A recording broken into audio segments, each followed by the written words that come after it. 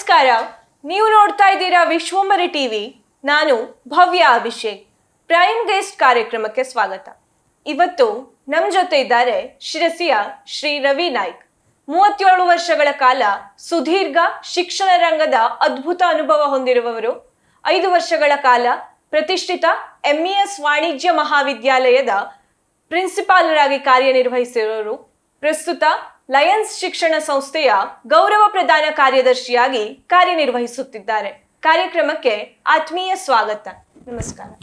ಪ್ರಿಯ ವೀಕ್ಷಕರೇ, ಈ ವಿಡಿಯೋನ ನೋಡೋದಕ್ಕೂ ಮೊದಲು ನಮ್ಮ ಚಾನೆಲ್ ಅನ್ನ ಇನ್ನು ಸಬ್ಸ್ಕ್ರೈಬ್ ಮಾಡ್ಕೊಂಡಿಲ್ಲ ಆದ್ರೆ ತಕ್ಷಣವೇ ಸಬ್ಸ್ಕ್ರೈಬ್ ಮಾಡ್ಕೊಳ್ಳಿ. ಹಾಗೆ ವಿಡಿಯೋ ಇಷ್ಟ ಆಗಿದ್ರೆ ಶೇರ್ ಮಾಡಿ. ನಮ್ಮ ಶಿಕ್ಷಣ ನಮ್ಮ ವಿಚಾರಗಳನ್ನೇ ಬೋಧಿಸಬೇಕು.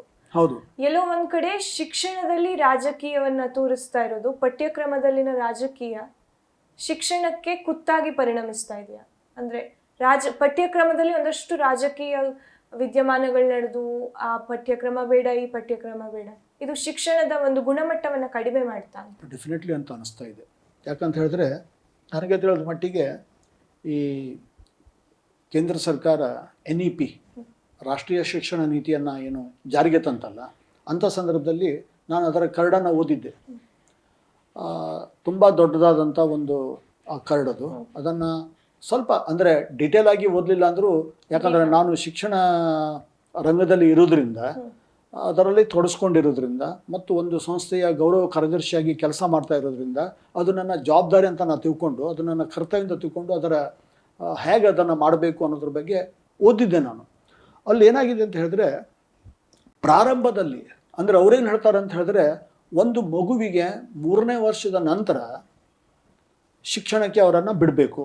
ಆದರೆ ಶಿಕ್ಷಣಕ್ಕೆ ಹೇಗಿರಬೇಕಂದ್ರೆ ಅದು ಔಪಚಾರಿಕ ಶಿಕ್ಷಣ ಆಗಿರಬಾರ್ದು, ಅನೌಪಚಾರಿಕ ಶಿಕ್ಷಣ. ಅಂದರೆ ಏನಂತ ಹೇಳಿದ್ರೆ, ಅವರು ಅಕ್ಷರ ಜ್ಞಾನವನ್ನು ಆ್ಯಕ್ಟಿವಿಟಿಗಳ ಮೇಲೆ, ಬೇರೆ ಬೇರೆ ಚಟುವಟಿಕೆಗಳ ಮೇಲೆ ಅಕ್ಷರ ಜ್ಞಾನವನ್ನೇ ಕಲಿಬೇಕು. ಭಾಷೆ ಬಗ್ಗೆ, ಗಣಿತದ ಬಗ್ಗೆ, ಸೈನ್ಸ್ ಬಗ್ಗೆ, ಸೋಷಿಯಲ್ ಸೈನ್ಸ್ ಬಗ್ಗೆ, ಎನ್ವಿರಾನ್ಮೆಂಟಲ್ ಪರಿಸರ ವಿಜ್ಞಾನದ ಬಗ್ಗೆ ಅವ್ರಿಗೇನಂದ್ರೆ ಆಟ ಆಡ್ತಾ ಅವ್ರು ಕಲಿಬೇಕು. ಅವರಿಗೆ ಆ್ಯಕ್ಟಿವಿಟಿ ಹೆಚ್ಚಾಗಬೇಕು, ಅವರಿಗೆ ದೈಹಿಕ ಶ್ರಮ ಆಗಬೇಕು. ಆವಾಗ ಏನಾಗ್ತದೆ ಅಂತ ಹೇಳಿದ್ರೆ, ಯಾವಾಗ ವಿದ್ಯಾರ್ಥಿ ತನ್ನ ಪಕ್ಕದ ಸ್ನೇಹಿತರ ಸಂಗಡ ಇನ್ವಾಲ್ವ್ ಆಗ್ತಾನೋ, ಟೀಚರ್ ಸಂಗಡ ಇನ್ವಾಲ್ವ್ ಆಗ್ತಾನೋ, ಪರಿಸರದ ಸಂಗಡ ಇನ್ವಾಲ್ವ್ ಆಗ್ತಾನೋ, ಅಂಥ ಸಂದರ್ಭದಲ್ಲಿ ಏನಾಗ್ತದೆ ಅಂತ ಹೇಳಿದ್ರೆ ಅವರಿಗೆ ಆ ಶಿಕ್ಷಣ ಮಾಡುವುದರಲ್ಲಿ ಹೆಚ್ಚಿನ ಉತ್ಸಾಹ ಬರ್ತದೆ, ಖುಷಿ ಸಿಗ್ತದೆ. ಆವಾಗ ಏನಾಗ್ತದೆ ಅಂತ ಹೇಳಿದ್ರೆ ಮನೆಗಿಂತ ಶಾಲೆ ಚೆನ್ನಾಗಿರುವುದು ಅನ್ನುವಂಥ ಭಾವನೆ ಬರ್ತದೆ. ಈ ಒಂದು ಪಠ್ಯಕ್ರಮ ರಾಷ್ಟ್ರೀಯ ಶಿಕ್ಷಣ ನೀತಿಯಲ್ಲಿ ಇತ್ತು, ಆಯ್ತಾ. ಆಮೇಲೆ 6ನೇ ಕ್ಲಾಸ್ನಿಂದ ಇದು 5ನೇ ಕ್ಲಾಸ್ ತನಕ, ಅಂದರೆ 3ನೇ ಕ್ಲಾಸ್ನಿಂದ ಅವರಿಗೆ ನರ್ಸರಿ ಅಂತೇವೆ. 3ನೇ ಕ್ಲಾಸಿಗೆ ಎಂಟರ್ ಆದಾಗ 3 ವರ್ಷ ಕಂಪ್ಲೀಟ್ ಆಗಿರಬೇಕು ನರ್ಸರಿ. ಆಮೇಲೆ LKG, UKG 1, 2 ಈ 5 ಪ್ರಾರಂಭದ ವರ್ಷ. ಇಲ್ಲಿ ಏನಾಗಿದೆ ಅಂತ ಹೇಳಿದ್ರೆ, ಶಿಕ್ಷಣವನ್ನು ಆಟ ಪಾಠಗಳ ಮೂಲಕ ಮಾತ್ರ ವಿದ್ಯಾರ್ಥಿಗಳಿಗೆ ಹೇಳುವಂಥದ್ದು. ಅವರಿಗೆ ಶಿಕ್ಷಣ ಅನ್ನೋದು ಹೊರೆ ಆಗಬಾರ್ದು, ಖುಷಿ ಆಗಬೇಕು ಅನ್ನುವಂಥ ಒಂದು ತುಂಬ ಅದ್ಭುತವಾದ ಕಲ್ಪನೆ ಇತ್ತು ಅಲ್ಲಿ. ಆಮೇಲೆ 3, 4, 5 ಕ್ಲಾಸಿಗೆ ಅವರಿಗೆ ಅಕ್ಷರ ಜ್ಞಾನ, ಮ್ಯಾಥಮೆಟಿಕ್ಸು, ಸೈನ್ಸು ಇದನ್ನು ಬರೆಯೋದರ ಮೂಲಕ, ಓದೋದರ ಮೂಲಕ ತಿಳಿಸ್ಕೊಡ್ಬೇಕು ಅನ್ನುವಂಥ ಭಾವನೆ ಇತ್ತು ಅಲ್ಲಿ. 6ನೇ ಕ್ಲಾಸಿಗೆ ಇವತ್ತೇನಾಗಿದೆ ಅಂತ ಹೇಳಿದ್ರೆ, ಜಗತ್ತಿನ ಆಲ್ಮೋಸ್ಟ್ ಆಲ್ ಕಂಟ್ರಿಗಳು ಈ ಸಾಂಪ್ರದಾಯಿಕ ಫಂಡಮೆಂಟಲಿಸ್ಟ್ ಅಂತ ಹೇಳ್ತೇವಲ್ಲ, ಅವರನ್ನು ಬಿಟ್ಟು ಎಲ್ಲ ಕಂಟ್ರಿಗಳು, ಎಲ್ಲ ದೇಶಗಳು ಏನಾಗಿದೆ ಅಂತಂದರೆ ಈ ಟೆಕ್ನಾಲಜಿಯನ್ನು ಅಡಾಪ್ಟ್ ಮಾಡ್ತಾ ಇವೆ. ಇವತ್ತು ನೀವು ಶಿರ್ಸಿ ಮಾರ್ಕೆಟಿಗೆ ಹೋಗಿ, ತರಕಾರಿ ಮಾರ್ಕೆಟಿಗೆ ಹೋಗಿ, ಅಲ್ಲೆಲ್ಲ ಸಹ UPI ಯೂಸ್ ಮಾಡ್ತಾ ಇದ್ದಾರೆ.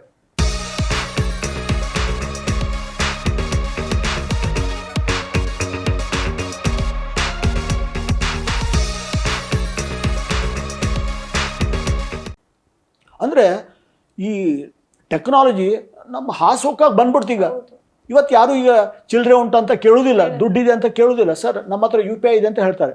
ಈ ಟೆಕ್ನಾಲಜಿಯನ್ನು ಇನ್ನೂ ಹೆಚ್ಚು ಬೆಳೆಸಬೇಕು, ಇನ್ನೂ ಅಭಿವೃದ್ಧಿ ಮಾಡಬೇಕು. ಇದು ನಮಗೆ ಅಂದರೆ ಜನಸಾಮಾನ್ಯರಿಗೂ ಅರ್ಥ ಆಗಬೇಕು ಅನ್ನೋಂಥ ಕಾರಣಕ್ಕಾಗಿ 6ನೇ ಕ್ಲಾಸಿಂದನೇ ಈ ಟೆಕ್ನಾಲಜಿ ಬೇಸ್ಡ್, ಸ್ಕಿಲ್ ಬೇಸ್ಡ್ ಅಂತ ಹೇಳ್ತೇವಲ್ಲ, ಆ ಶಿಕ್ಷಣವನ್ನು ಕೊಡಲಿಕ್ಕೆ ಪ್ರಾರಂಭ ಮಾಡಿದ್ದು. ಅದು 6, 7, 8 ಈ 3 ಕ್ಲಾಸ್ಗಳಲ್ಲಿ ಅವರಿಗೆ ಟೆಕ್ನಾಲಜಿಯನ್ನು ಇಂಟ್ರೊಡ್ಯೂಸ್ ಮಾಡುವಂಥದ್ದನ್ನು ಸ್ಟಾರ್ಟ್ ಮಾಡಿದ್ರು. ಆಮೇಲೆ 9, 10, 11, 12 ಏನು ನಾವು PUC ಅಂತೀವಲ್ಲ, ಅದು ಆ್ಯಕ್ಚುಲಿ ಆ PUCಯನ್ನು ತೆಗೆದಿದ್ದಾರಲ್ಲಿ. ಅದ್ರ ಬದಲಿಗೆ 11, 12, 9, 10, 11, 12 ಅನ್ನೋದು ಹೈಸ್ಕೂಲ್ ಆಗಿದೆ. ಈ ಹೈಸ್ಕೂಲ್ ಲೆವೆಲ್ದಲ್ಲಿ ವಿದ್ಯಾರ್ಥಿಗಳು ತಮಗೆ ಬೇಕಾದಂಥ ಸಬ್ಜೆಕ್ಟನ್ನು ಸ್ಟ್ರೀಮನ್ನು ಹೋಗ್ಬೋದು. ಮುಂದೆ ಡಿಗ್ರಿಗೆ ಹೋದಾಗ ಅವರಿಗೆ ಬೇರೆ ಬೇರೆ ಇದರಲ್ಲಿ ಸ್ಪೆಷಲೈಸೇಷನ್ ಮಾಡ್ಬೋದು. ಇಂಥ ಅದ್ಭುತವಾದ ಪರಿಕಲ್ಪನೆ ಇತ್ತು.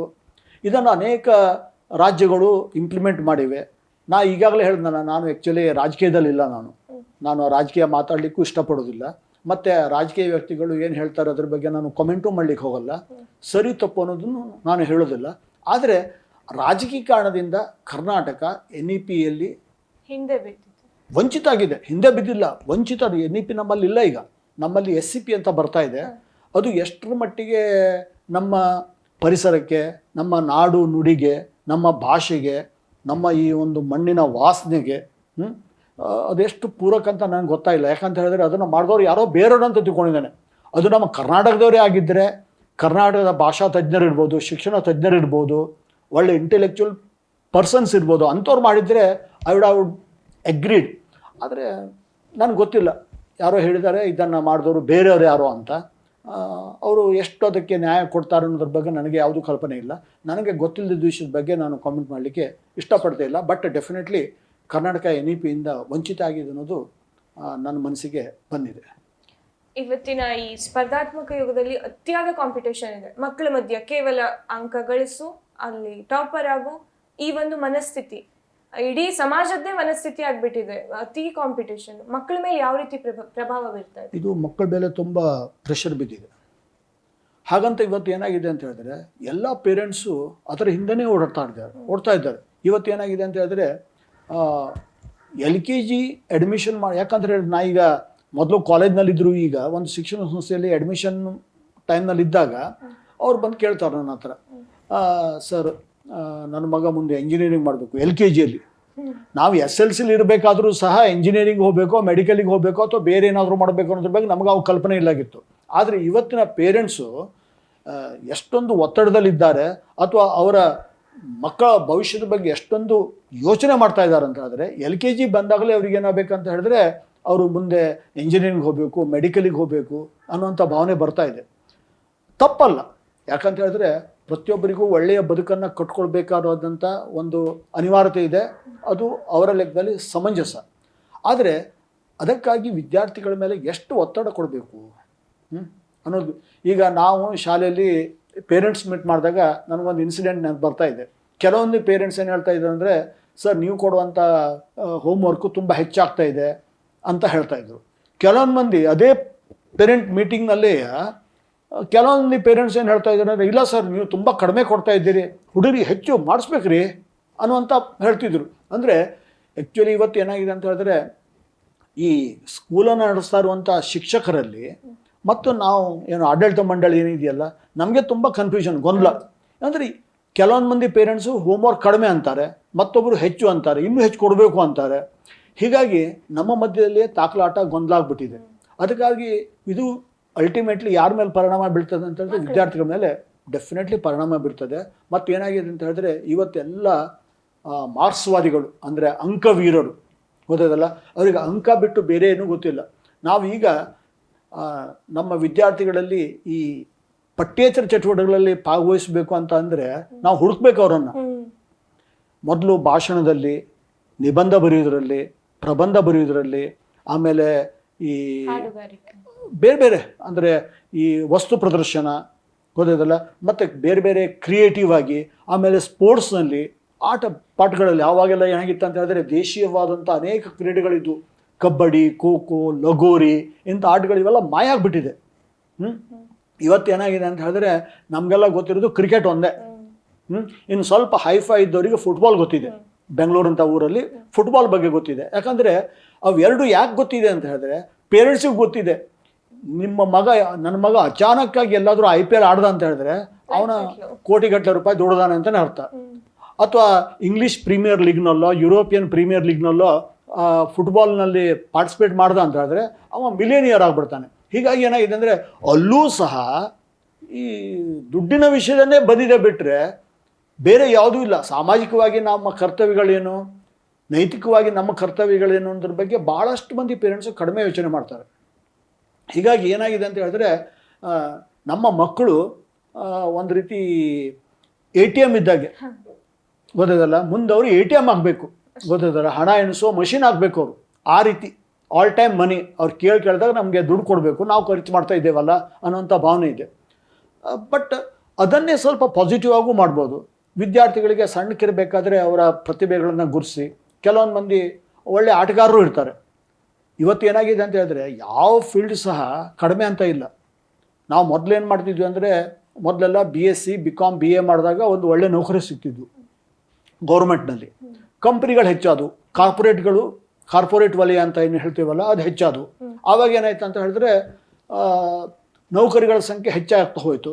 ಆವಾಗ ಇಂಜಿನಿಯರಿಂಗು, ಮೆಡಿಸಿನ್ನು, ಅದಕ್ಕೆ ರಿಲೇಟೆಡ್ ಆದಂಥ ಬೇರೆ ಬೇರೆ ಫೀಲ್ಡ್ಗಳು ಅವೆಲ್ಲ ಬರ್ಲಿಕ್ಕೆ ಹತ್ತಿದ್ವು, ಗೊತ್ತದಲ್ಲ. ಹೀಗಾಗಿ ನೀವತ್ತು ಹೇಳ್ತೇನೆ ಕೇಳ್ರಿ, ನಾನು ನಮ್ಮ ವಿದ್ಯಾರ್ಥಿಗಳಿಗೆ ಭಾಳಷ್ಟು ಮಂದಿಗೆ ಹೇಳ್ತಾ ಇದ್ದೇನೆ, ನೀವು ಯಾಕೆ why you think only about medicine and engineering? Beyond that, there are many fields which can be which can offer you very lucrative jobs.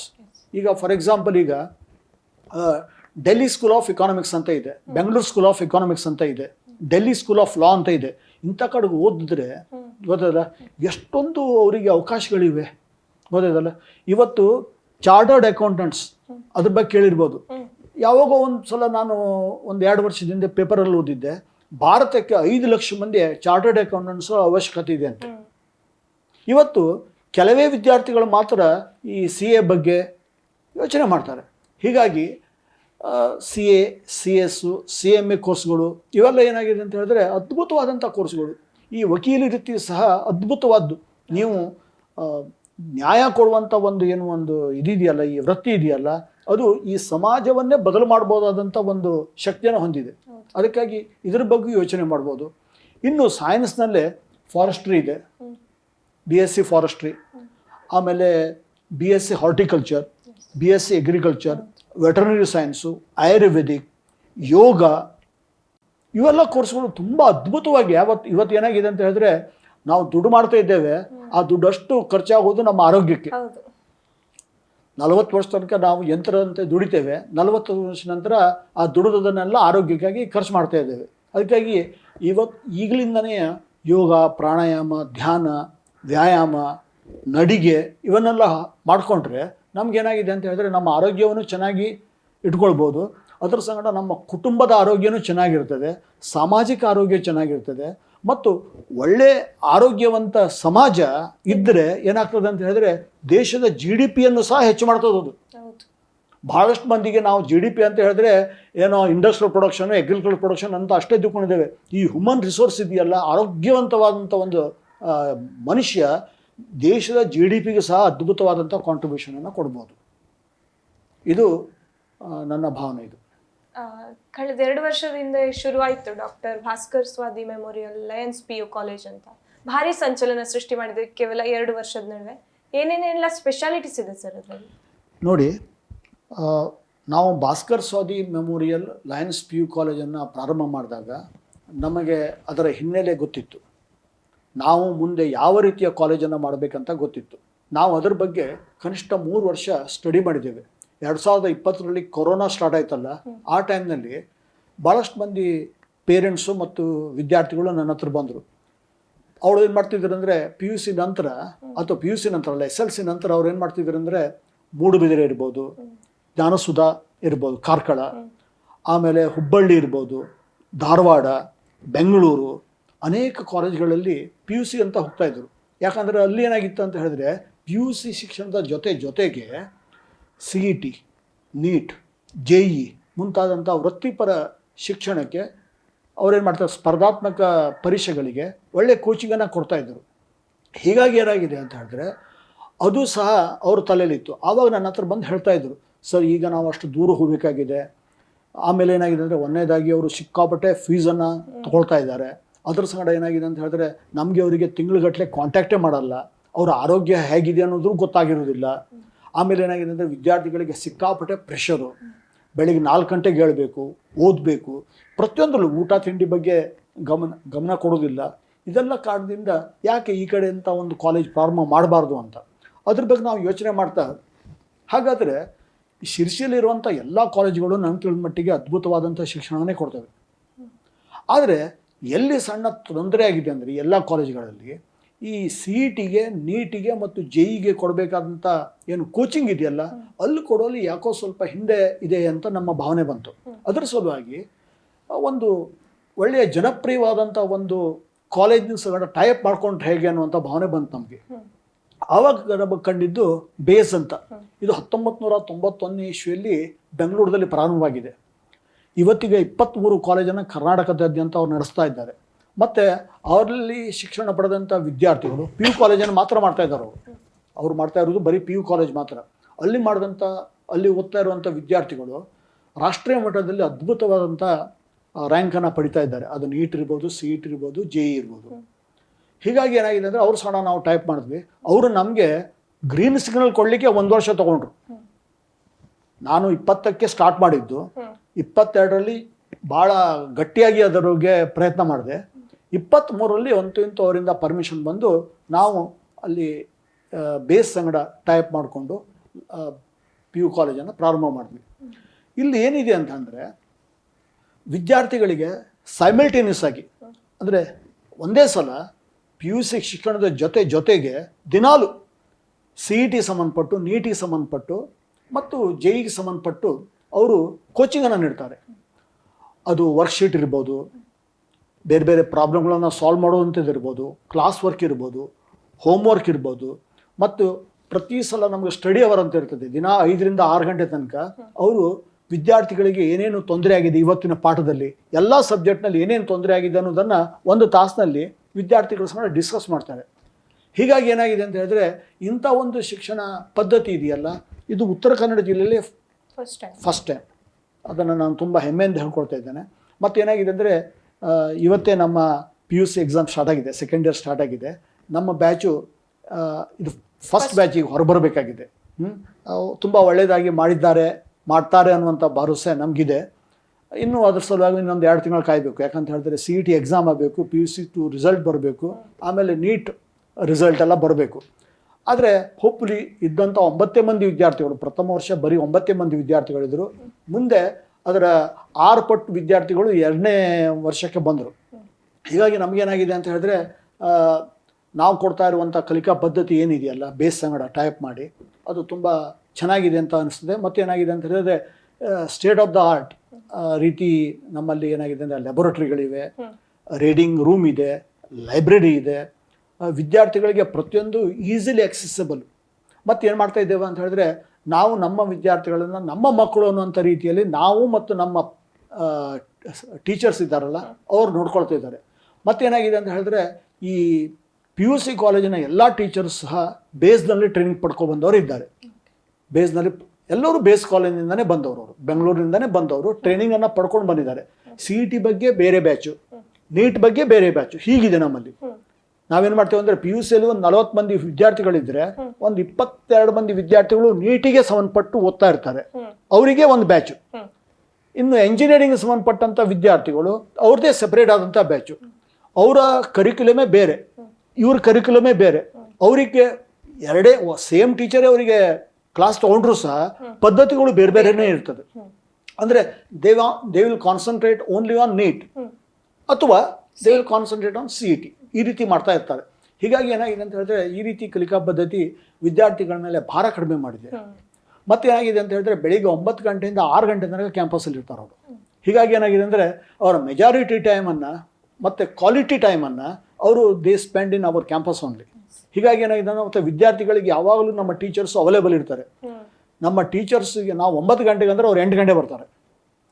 6 ಗಂಟೆ ತನಕ ಇರಬೇಕಂತ ಹೇಳಿದ್ರೆ ಸರ್ ಮತ್ತು ಬೇಕಾದ್ರೆ 1 ತಾಸು ಇರ್ತೇವೆ ಅಂತ ಹೇಳುವಂಥ ಟೀಚರ್ಸು ಈಗ ಅಪರೂಪ ಅಂತ ಟೀಚರ್ಸು, ಅಂಥ ಟೀಚರ್ಸ್ ನಮ್ಮಲ್ಲಿದ್ದಾರೆ. ಹೀಗಾಗಿ ಏನಾಗಿದೆ ಅಂತ ಹೇಳಿದ್ರೆ ವಿದ್ಯಾರ್ಥಿಗಳಿಗೆ ಈ ಒಂದು ಕರಿಕ್ಯುಲಮನ್ನು ಕಂಪ್ಲೀಟ್ ಮಾಡಲಿಕ್ಕೆ, ಅವರ ಪ್ರಾಬ್ಲಮ್ಗಳನ್ನ ಸಾಲ್ವ್ ಮಾಡಲಿಕ್ಕೆ ತುಂಬ ಅನುಕೂಲವಾದಂಥ ವಾತಾವರಣನ ನಾವು ನಿರ್ಮಾಣ ಮಾಡಿದ್ದೇವೆ.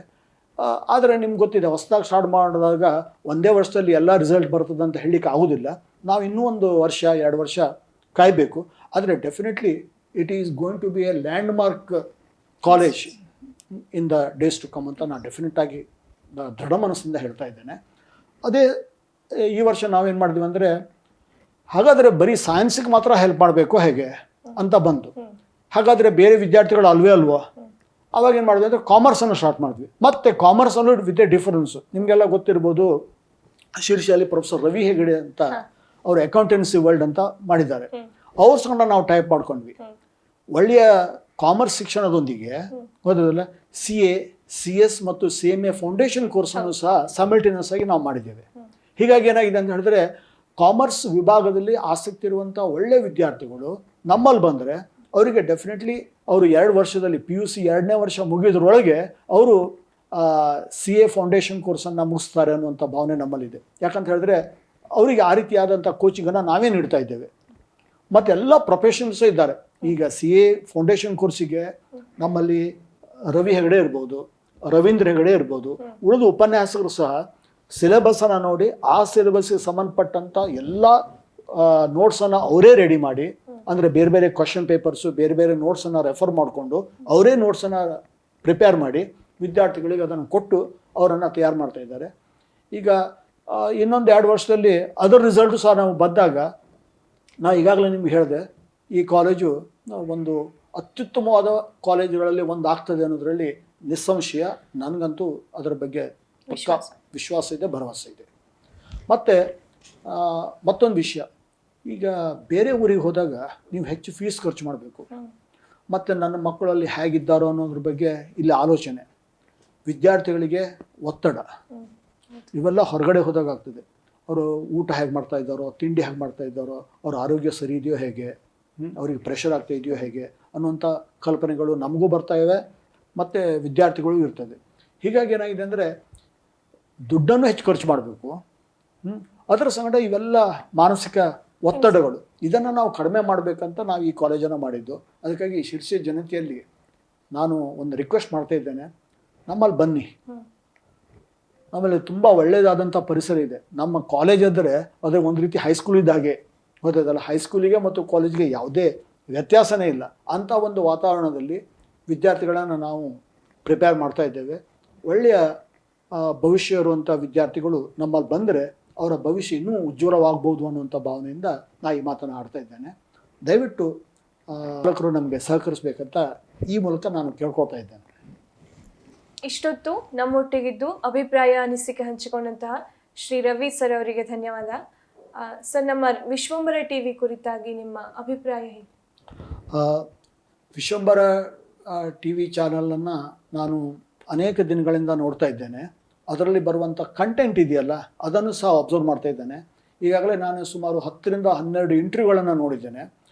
ನೀವು ಸಮಾಜಕ್ಕೆ ಸಂಬಂಧಪಟ್ಟ ಎಲ್ಲ ಏನು ವಿವಿಧ ಸ್ತರಗಳಿದ್ದಾರಲ್ಲ, ಶೈಕ್ಷಣಿಕ ಇರ್ಬೋದು, ಸಾಮಾಜಿಕ ಇರ್ಬೋದು, ವಾಣಿಜ್ಯೋದ್ಯಮ ಇರ್ಬೋದು, ಈ ಎಲ್ಲವನ್ನು ನೀವು ನಮ್ಮ ವೀಕ್ಷಕರಿಗೆ ತಲುಪಿಸ್ತಾ ಇದ್ದೀರಿ.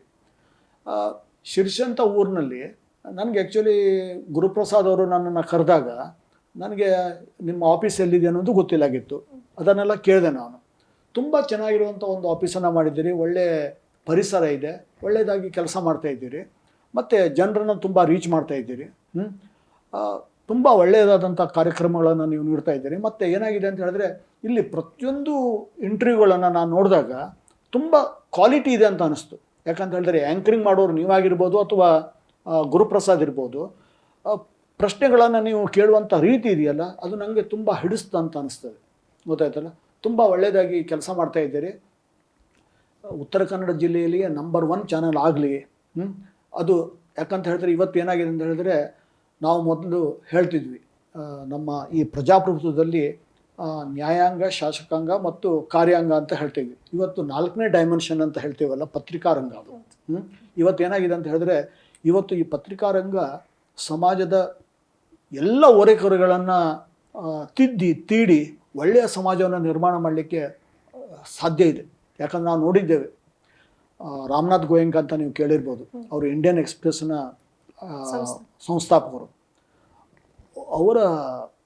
ಆವಾಗ ಅವರು ಇಂದಿರಾ ಗಾಂಧಿಯವರು ಎಮರ್ಜೆನ್ಸಿ ಟೈಮ್ನಲ್ಲೇ ಸಹ ಅವರು ಏನು ಮಾಡಿದರು ಅಂದರೆ ಅದನ್ನು ಪ್ರತಿಭಟಿಸಿದರು. ಇವತ್ತು ಸಹ ಇಂಡಿಯನ್ ಎಕ್ಸ್ಪ್ರೆಸ್ಸು 50 ವರ್ಷದ ನಂತರನೂ ಸಹ ಅದ್ಭುತವಾಗಿ ಇದೆ ಅಂತ ಹೇಳಿದ್ರೆ ಅವರು ಪತ್ರಿಕೆ ಮೇಲೆ ಇಟ್ಟಿರುವಂಥ ಒಂದು ನಂಬಿಕೆ, ವಿಶ್ವಾಸ ಮತ್ತು ಸಾಮಾಜಿಕವಾಗಿ ಅದು ಮಾಡಿದಂಥ ಬದಲಾವಣೆ. ಅದಕ್ಕಾಗಿ ಆರೋಗ್ಯಕರವಾದಂಥ ದೇಶ, ಆರೋಗ್ಯಕರವಾದಂಥ ಸಮಾಜದಲ್ಲಿ ನಿರ್ಮಾಣ ಮಾಡುವಲ್ಲಿ ಪತ್ರಿಕೆ ಮತ್ತು ಈ ಮಾಧ್ಯಮ ಇದೆಯಲ್ಲ ಅದು ತುಂಬ ಒಳ್ಳೆಯ ಕೆಲಸ ಮಾಡ್ತದೆ. ನೀವು ಅದೇ ರೀತಿ ಆಗಲಿ ಅಂತ ನಾನು ಆಶಿಸ್ತೇನೆ. All the best. ಧನ್ಯವಾದ. ಧನ್ಯವಾದ.